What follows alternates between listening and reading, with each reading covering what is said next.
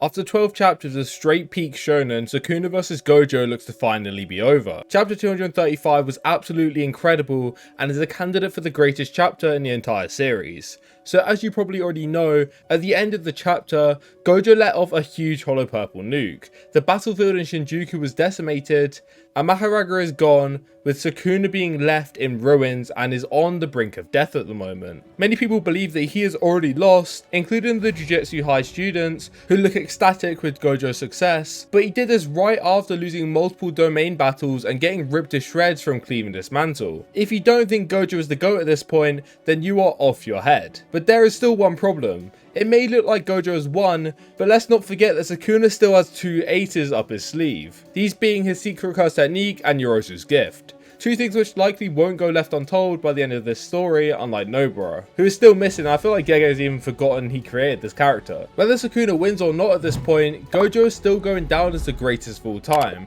and I think most of us have accepted this.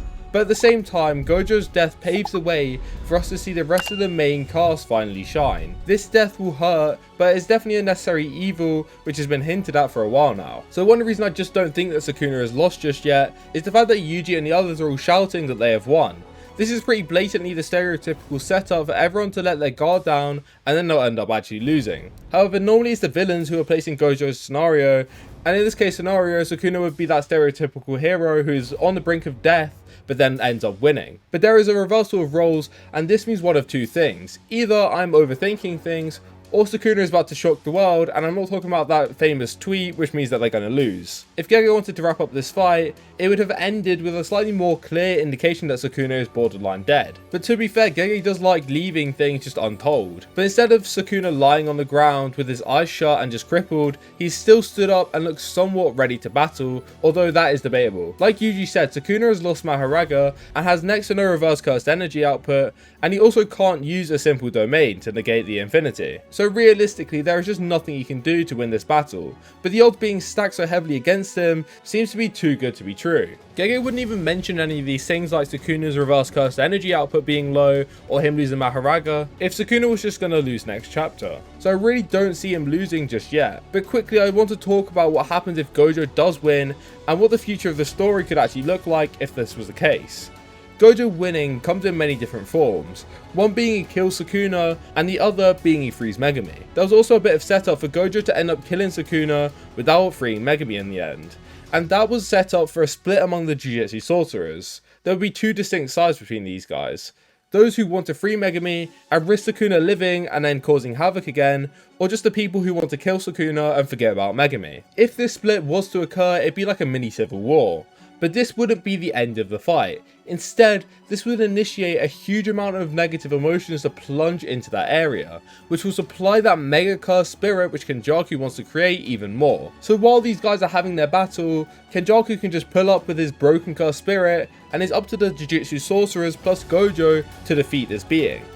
But that is just one of the ways of dealing with Gojo winning. But the other way is to end the series. Oh, you thought there was going to be like a little bit more to that one? Nah, to be honest, this could be the way that Gege wants to take this, despite him retracting the statement about wrapping the story up this year. But that is enough for Gojo winning. Let's get into why you clicked into this video. So as you can see, Sukuna is not dead, although he's close to it. And the problem is, with a super low healing output, he shouldn't be able to restore his arms, which have literally just been deleted by Hollow Purple. This somewhat parallels that of the start of the fight, where he tanked a full power Hollow Purple and it blew off his left hand, and then instantaneously it seemed he healed it up.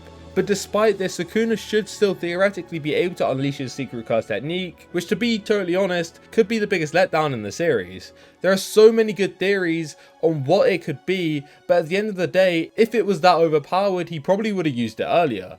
However, a way to counteract this statement is Sukuna before chapter 235 was fully confident in his plan to beat Gojo, and chapter 235 was stated to be the first time that he felt nervous, or he even doubted his own abilities. This means before this he likely never saw a need for unleashing such a technique and was just trying to be cocky as per usual for Sukuna. But now he's been pushed this far and is starting to feel as though he might not be an untouchable force anymore. It could force him to play his hands and unleash that final attack. back. But what Sukuna has to his advantage here is that Gojo has let down his guard, or at least it seems that way. To Gojo, Sukuna is done, and he doesn't really suspect that Sukuna has much left in him. But obviously we all know that this probably isn't the case, and we have been predicting that this would come for basically the entirety of this fight. But now seems like the perfect time for something like this to be revealed. I've done countless videos on what Sukuna's curse techniques could be, and Yorozu's gift has already been foreshadowed during this fight.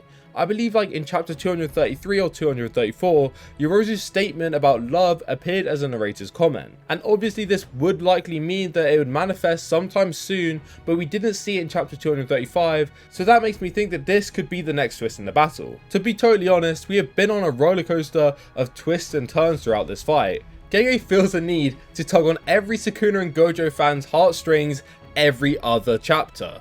I can't count the number of times I thought either character was done for, but Gege's just playing games with our emotions at this point. But if Sukuna does win, then we will finally get that alluded Kashima vs Sukuna fight, which once again probably won't be the end of Sukuna. But it seems to me like this is going to be the case of whittling down Sukuna until it's possible to free Megami. There are so many untold mysteries that Gege just leaves us to ponder upon. I couldn't think of a single question us as a community have had it answered within like the last 100 chapters. And there is even a slight chance that Gege will never answer them. But Gege is one of the best modern day shonen writers, so I would not be surprised if he's just building up some huge anticipation from the community. We should never doubt the writers, as they are the people creating these stories which we love so much. It's just a waiting game, and I think we need to be a little bit more patient for Gege. We need to let him cook and see what this man is capable of, as so far he's shown that he's literally a wizard. However, that is going to be it for this video. It is a slightly shorter one, because I really just don't have that much time to make videos at the moment because I have gone back to school. But yeah, I have put a recent poll up on my channel, but I want to hear from you guys. Would you want to see better editing or just more videos? Because it's either one of the two. I think the most time consuming thing about making these videos would be the editing. So if I was to reduce the amount of like proper edits I do and mainly just use like background videos, then it would speed up my workflow quite a lot. I mean, I can put out more videos,